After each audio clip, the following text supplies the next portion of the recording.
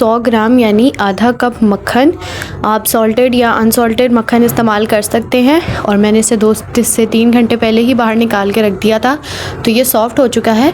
अगर आपके पास मक्खन ना हो तो आप इसकी जगह पर घी भी इस्तेमाल कर सकते हैं, लेकिन रिफ़ाइंड ऑयल इस्तेमाल नहीं करना। अब मैं इसे इलेक्ट्रिक बीटर से 2 से 3 मिनट के लिए बीट कर लूँगी। आप हैंड विस्कर का भी इस्तेमाल कर सकते हैं, लेकिन चूँकि उससे टाइम लगता है इसलिए मैं इलेक्ट्रिक बीटर का इस्तेमाल कर रही हूँ। और हमें इसे तब तक बीट करना है जब तक कि मक्खन का टेक्सचर चेंज ना हो जाए और वो लाइट और फ्लफ़ी ना हो जाए। तो बस आप देख सकते हैं कि मक्खन का टेक्सचर बदल चुका है। तो अब मैं इसमें शामिल करूँगी आधा कप पिसी हुई चीनी और इसे भी हम इलेक्ट्रिक बीटर की मदद से मिक्स कर लेंगे, लेकिन सबसे पहले आपने उसको चम्मच से मिक्स करना है। अगर आप ऐसे ही इसमें इलेक्ट्रिक बीटर चलाएंगी तो चीनी जो है वो इधर उधर उड़ जाएगी, इसलिए पहले इसे चम्मच की मदद से मक्खन में मिक्स करें और फिर उसके बाद इलेक्ट्रिक बीटर की मदद से इसे बीट कर लें। तो चीनी हमारी अच्छी सी हल हो चुकी है। तो अब हम इसमें ड्राई इंग्रेडिएंट्स शामिल करेंगे। सबसे पहले मैं इसमें डालूंगी 1 कप आटा, और आप आटे की जगह मैदा भी इस्तेमाल कर सकते हैं, लेकिन बस वो छना हुआ हो ताकि हमारे बैटर में गुठलियाँ ना बने। साथ ही मैं इसमें शामिल करूंगी 1 टीस्पून बेकिंग पाउडर, और बस पहले हम इसको चम्मच की मदद से अच्छा सा मिक्स कर लेंगे और उसके बाद फिर हाथों की मदद से इसका एक डो बना लेंगे। तो डो जो है मेरी थोड़ी सी खुश्क है, तो मैं इसमें 2 टीस्पून जो है वो दूध शामिल करूँगी। लेकिन अगर इसके बजाय आपको लगे कि डो आपकी थोड़ी चिपचिपी है और सही नहीं है तो फिर आप इसमें 2 टीस्पून आटा और शामिल कर सकती हैं।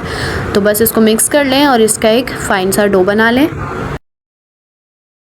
तो डो हमारी तैयार हो चुकी है और हमें इस तरह की डो चाहिए कि ना ही चिपचिपी हो और ना ही बहुत ज़्यादा टाइट या फिर हार्ड हो। तो बस अब हम इसमें शामिल करेंगे 2 चमची चोको चिप्स, और आप चोको चिप्स अपने हिसाब से डाल सकते हैं। अगर आपको ज़्यादा चॉकलेटी पसंद है तो फिर आप इसमें ज़्यादा चॉकलेट चिप्स ऐड कर सकते हैं।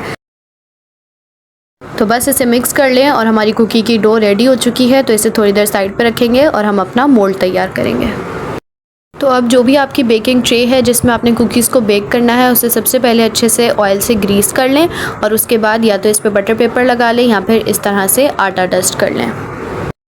अब हम कुकीज़ रेडी कर लेंगे। तो उसके लिए जो भी कुकीज़ का आपको साइज़ चाहिए उस हिसाब से आप इसकी एक बॉल तैयार करें और उसके बाद उसको हाथों की मदद से हल्का सा प्रेस करें। और आप देख सकते हैं कि कुकीज़ साइड से बिल्कुल भी क्रैक नहीं होनी चाहिए। अगर होंगी तो आप फिर अपनी डो को थोड़ा सा और सॉफ्ट कर लें और बस कुकी को इस तरह से तैयार कर लें और बेकिंग ट्रे पर सेट करते जाएंगे। और आपने इस बात का ख्याल रखना है कि कुकीज़ के बीच में आपने थोड़ा थोड़ा सा डिस्टेंस रखना है, ताकि जब हम इसको बेक करें तो ये फूलेंगी। अगर आप डिस्टेंस नहीं रखेंगी तो फूलने के बाद ये आपस में एक दूसरे से चिपक जाएंगी।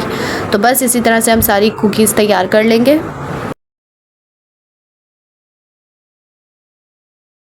तो बस इसी तरह से मैंने सारी कुकीज़ तैयार कर ली हैं। अब मैं डेकोरेशन के लिए कुकीज़ के ऊपर 2 से 3 चोको चिप्स और रखूँगी, लेकिन ये ऑप्शनल है। अगर आप इसको स्किप करना चाहते हैं तो इसको स्किप करके कुकीज़ को इसी तरह से भी बेक कर सकती हैं। तो कुकीज़ तैयार हो चुकी हैं, अब हम इन्हें बेक करेंगे। तो ओवन को 180 डिग्री सेल्सियस पर 10 मिनट के लिए मैंने प्री हीट कर लिया है। अब हम इसके अंदर कुकीज़ रखेंगे और 15 से 20 मिनट के लिए बेक कर लेंगे। आप इनको देगची में भी बना सकते हैं, लेकिन देगची में ये तकरीबन 20 से 25 मिनट में तैयार होंगे।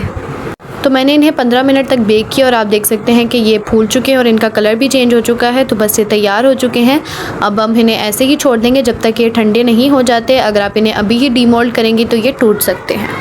तो बस मैंने इन्हें ठंडा करके डीमोल्ड कर लिया है और ये बिल्कुल तैयार हो चुके हैं। आप देख सकते हैं कि नीचे से भी बिल्कुल परफेक्ट ब्राउन है, बाहर से क्रंची और अंदर से इंतहाई नरम। तो आप इन्हें ज़रूर ट्राई करें और घर में सबको, स्पेशली बच्चों को, बहुत पसंद आएंगे।